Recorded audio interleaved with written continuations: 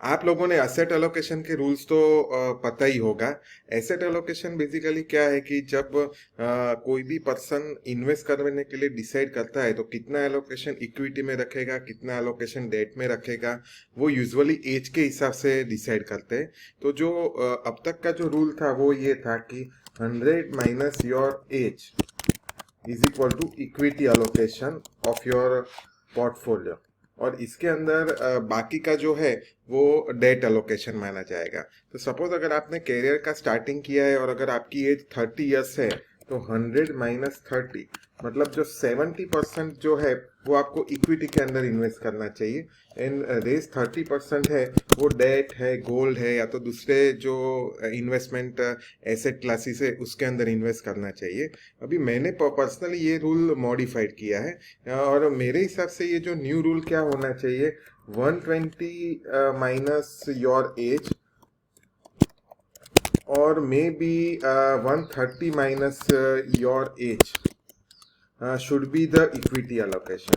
तो ये रूल में मैंने 100 की वजह से 120 या 130 क्यों किया है, क्योंकि कैसा है कि देखिए सपोज मैं आपको एक करो, जो ओल्ड फॉर्मूला है इसके हिसाब से अगर देखते हैं तो 130 ईयर्स की किसी की एज है और उसको तो 100 - 30 अगर करते हैं तो 70% उसको इक्विटी में एलोकेशन करना चाहिए, 30% डेट में एलोकेशन करना चाहिए। अब जब किसी की एज 30 ईयर्स है तो रिटायरमेंट मानते हैं कि अगर 60 ईयर्स की एज पर लेते हैं तो रिटायरमेंट बहुत ही दूर माना जाता है, ऑलमोस्ट 60 ईयर्स की एज के बाद तो 30 ईयर्स अवे है रिटायरमेंट। और जब यंग एज है तो इतनी यंग एज में जब रिटायरमेंट 30 ईयर्स अवे है तो 70% इक्विटी की वजह से आप ऑलमोस्ट 80 90 या इवन 100% इक्विटी में भी आप इन्वेस्ट करें तो आपका लेटर ऑन रिटायरमेंट के टाइम पे जो रिटायरमेंट कॉर्पस है, रिटायरमेंट फंड, वो ज्यादा साइज का होने के चांसेस ज्यादा हो जाते हैं। तो ये नया फॉर्मूला मैंने निकाला है, जैसे कि 120 माइनस 30। सो ये क्या हुआ, 90 हुआ। सो 90% अगर किसी का एज ये न्यू फॉर्मूला के हिसाब से अगर 30 ईयर्स है अगर आपका एज सिर्फ और रिटायरमेंट इतने 3 डिकेड्स अवे है तो एटलीस्ट 90% तक आप इक्विटी में इन्वेस्ट कर सकते हैं।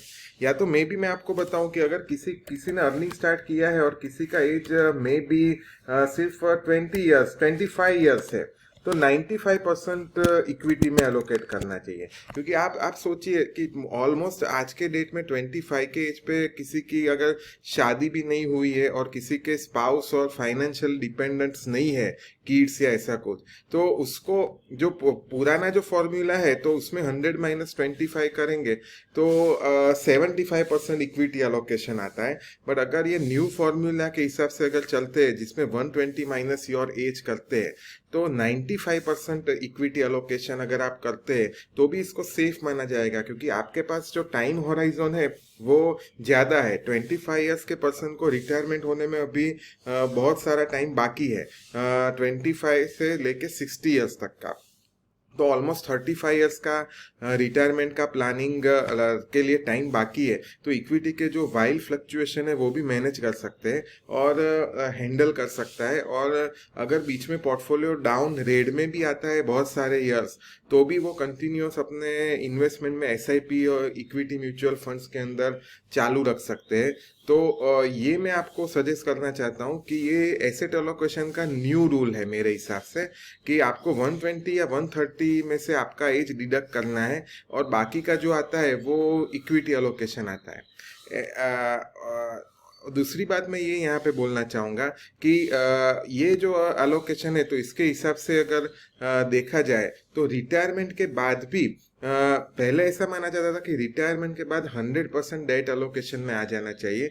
लेकिन अभी आज के मॉडर्न डेट के अंदर जो राइजिंग इन्फ्लेशन हो रहा है, अगर उसको आपको बीट करना है तो रिटायरमेंट अगर आज का 60 ईयर्स है तो आजकल लोगों की जो लाइफ एक्सपेक्टेंसी है वो 90 ईयर्स तक या उससे भी ज़्यादा हो गई है।